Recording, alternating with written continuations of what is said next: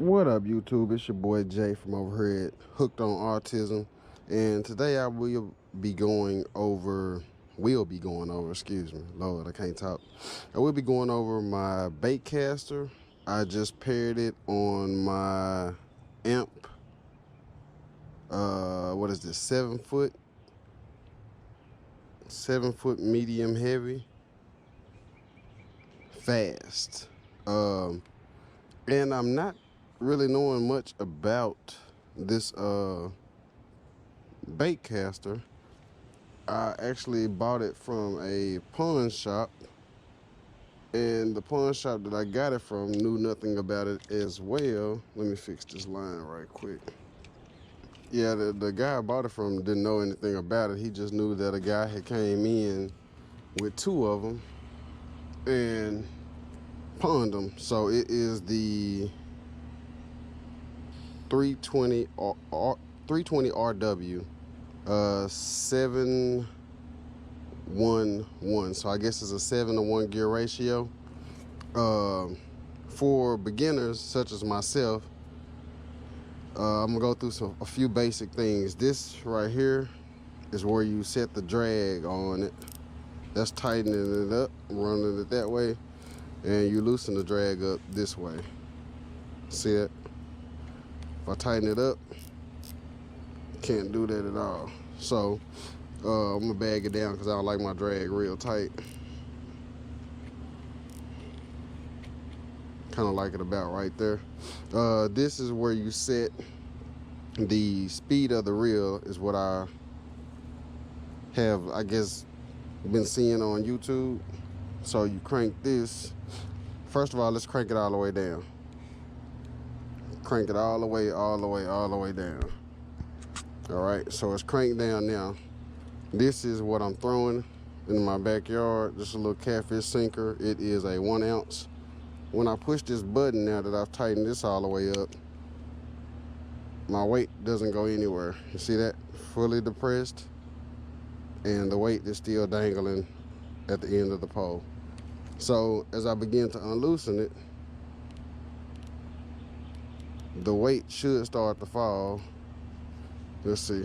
Let me go back over that again. So let's go back tight. Nothing. Well, not tight enough. Trying to show y'all I'm messing up at the same time. Okay, so there we go. Tight. It's barely moving. See the reel barely coming out?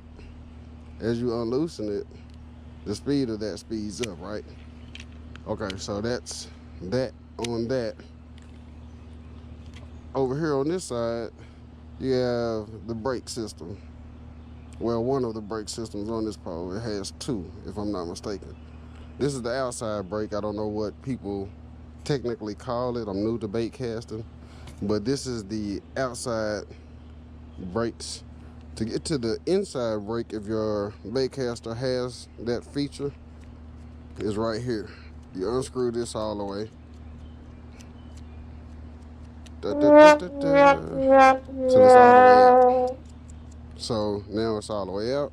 Turn your rod back over, twist that, pull it out, and then you have the inside brakes. Currently mine are set on 2. I won't mess with those. I've seen guys come in and turn their inside brakes all the way up, and then they just maintain the outside brakes, but I'm gonna leave mine alone. Okay, so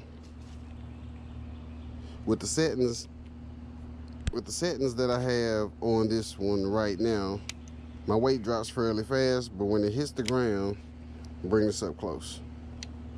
When it hits the ground, you see that? No backlash. A lot of people that are throwing baitcasters are like, man, you know, they new to it, first of all, and they get the backlash, and the backlash, I'm gonna show y'all what one look like. Let's just loosen this all the way up.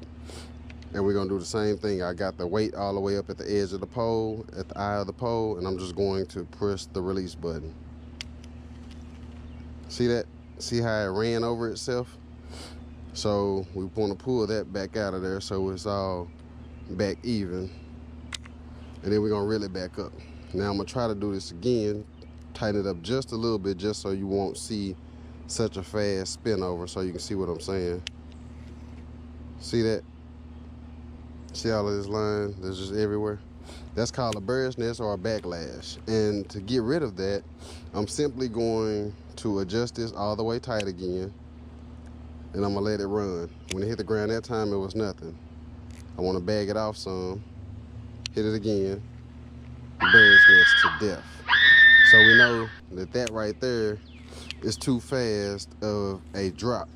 Now, in your mind, I want you to picture the catfish weight that I have, the 1 ounce weight on her, being a bait of some sort that you're throwing.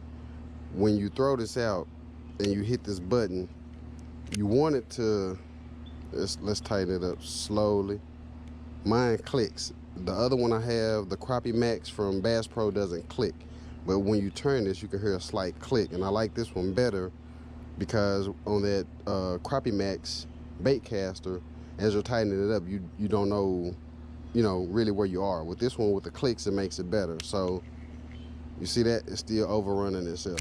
So let's go tighten it up one more time. Click, click. We did 2 clicks. And we're gonna push it again. All right, so y'all see I didn't get any backlash that time, right? I got my weight too tight up there on my eye. Hold up.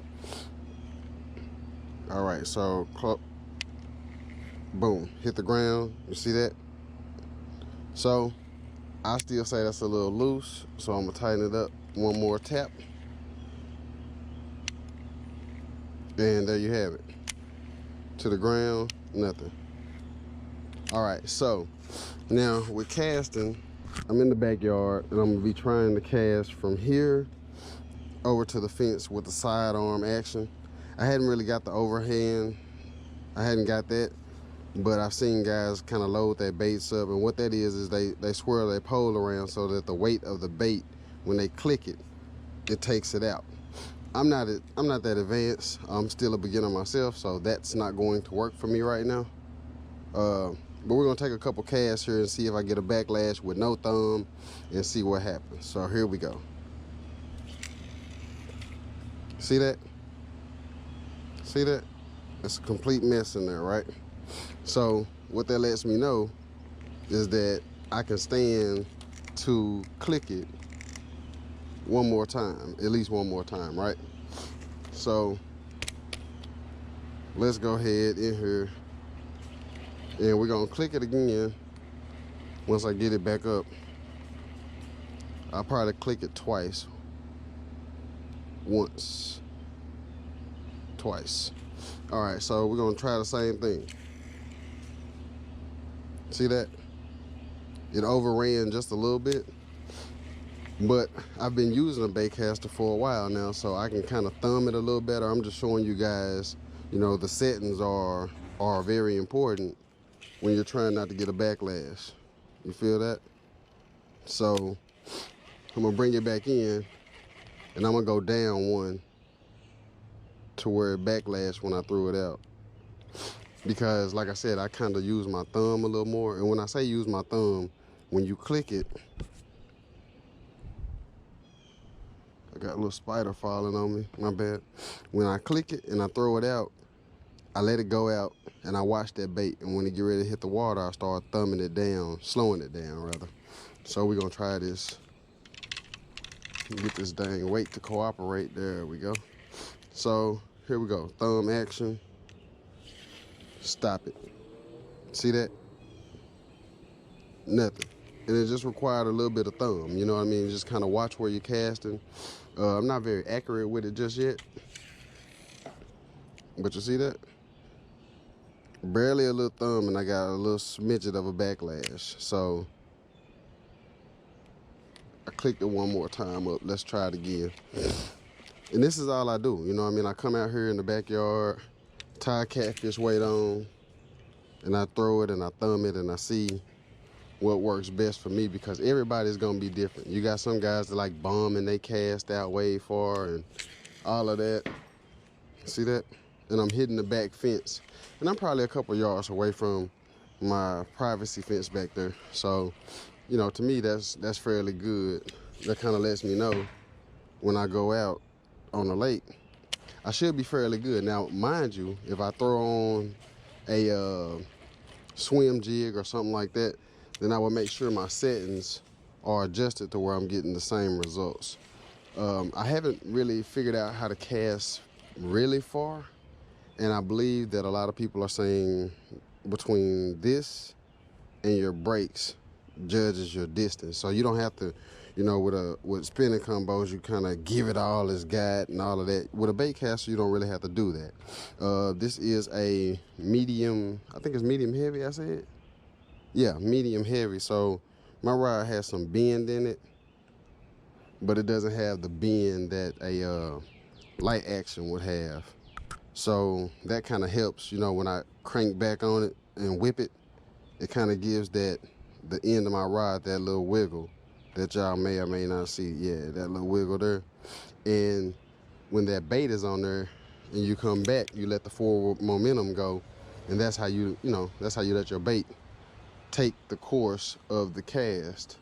Now, mind you, like I said, I'm not the professional out here or nothing like that, but I'm getting where I want to go with my cast. Like I say, you know, I can probably bum it a little farther, but for the most part, I'm aiming at those. My son has two red and a blue ball back there, and I'm kind of aiming for those balls. And so far, I've been either close to them, right on them, or between them. Caught my first backyard fish. Whew, that's an 8-pounder there, buddy. You know, so with me personally, my personal preference for my baitcaster is to have it where I can thumb it because I've been using them. But for people who don't really use thumbs or have never used thumbs on a baitcaster, my suggestion is crank your drag all the way up, well, almost all the way up. Make sure you got some pull on it, you know what I mean? Once you get a little pull from your drag, go down and set your attention here to where when your bait drops, it's dropping slowly, and then bring it up chest high, hold it straight out, hit the button, and watch your spool. When that bait hits the ground, if the spool runs over itself or gives you a backlash, then tighten it up some, and you can probably throw your baitcaster with no thumb. You know what I mean? So that's my tip of the day. Like I said, I got something going on. What's going on here? Let's run that back. Backyards are a great place if you have a lot of backyard. It's a great place to try. And that time I threw right into the log that's behind these balls back here. Let me walk back here and kind of show y'all where I say I'm casting it, so you'll get what I'm saying. I set these balls right here so that I would have a spot to cast it, to aim at. And so far I've been either this way of it or this way of it, but I've always been behind it. So, you know, hey Aaliyah. Aaliyah's making her guest appearance. This is my son Julian's service puppy. Hey baby. And there she is in all of her glory. She's an American bully, and that's his little service dog. For those of y'all don't know, if y'all haven't already seen the intro on the channel, Julian and Jackson both have autism. So, you know, that's where I got the Hooked on Autism name from. If you have made it this far in the video, I'm asking that you subscribe. I'm asking that you like it. I'm asking that you share it out with your friends. And don't do it solely for me. You know what I mean? It's not about me. This channel is not about me. I just have to run the channel because Julian and Jackson are 2 and 3, so they can't run, you know, the YouTube channel, of course. But your likes, your comments, your shares and subscriptions are greatly appreciated by them because, like I said, this channel is about fishing with autism. I have plans and visions for this channel. Hooked on Autism is a name I came up with once Julian got his diagnosis. I kind of, you know, dibbed and dabbed and played with it a little bit. And once Jackson got his diagnosis, I kind of more or less was like, okay, you know, I got I got some stuff on my hands to deal with, as far as, you know, getting their therapies going and, you know, all of that, which they already are. If y'all follow Black Sheep Family and Autism, that's the family channel. That's where we do Julian and Jackson's therapy updates, their growth and developmental updates, and things that we see during the course of this autism spectrum. So, you know, like I said, it's a bigger picture than just a like, a comment, and a subscription. But I would greatly appreciate it. The vision that I have for the channel, I would share it, but I think it's a little too early on. But just know that any sponsors or anything that I'm getting as this channel grows and develops, I will be reaching out to I'll be reaching out to local therapy places, daycares, and things of that nature, because I want to go in and I want to at least introduce children with autism to fishing. Because fishing for me, if y'all haven't noticed or don't know, I am a disabled war veteran. I served in Iraqi Freedom, Operation Enduring Freedom, 2008, 2009. I was in the Army National Guard, and I'm a proud husband and father. And so I use fishing now. I use it as, you know, therapy. When I was growing up, it was a hobby. And so now that I can go fishing and I can relax, you know, it means a lot to me, because I don't have to go sit and talk to a therapist. Most times I just kind of get off into the outdoors. And with me knowing that that inner peace is something that I can find, I believe that if I introduce this into the world of therapy for children with autism, it may very well help someone, even if it doesn't help anything but one child, you know what I mean, 2 children, whoever it helps, you know what I mean, is very important. And so I have a big vision and a big goal.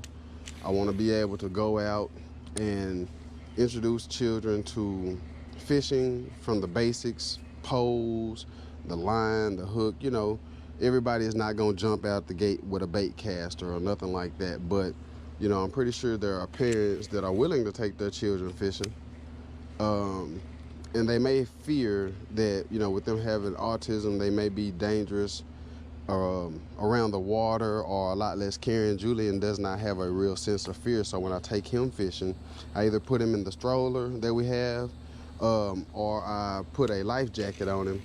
And on that life jacket, I have some 550 cord tied to it, just in case purposes. You know what I mean? It's not to say that he's just gonna dive in the deep end or nothing like that. But if anything does tend to go wrong, I want to be able to save my child. I can swim, but that's not the point of me explaining the safety things that other parents may or may not have thought about. Like I said, this is a helpful channel.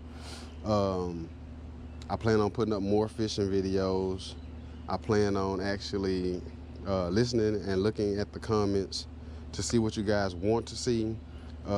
Helpful little tips and tricks that I find along the way, baits that work, baits that don't work, you know, reviews and things like that. Like, I'm all open for it, but the bigger goal is to get into a position to where I can go into one of these daycares or go into one of these schools and have a fishing intro, you know what I mean? An intro to fishing for children. I might not be the first person to do it, or I might not be the only person to do it, but that doesn't matter, because I look at it like this: I don't have to be the first to still make an impact.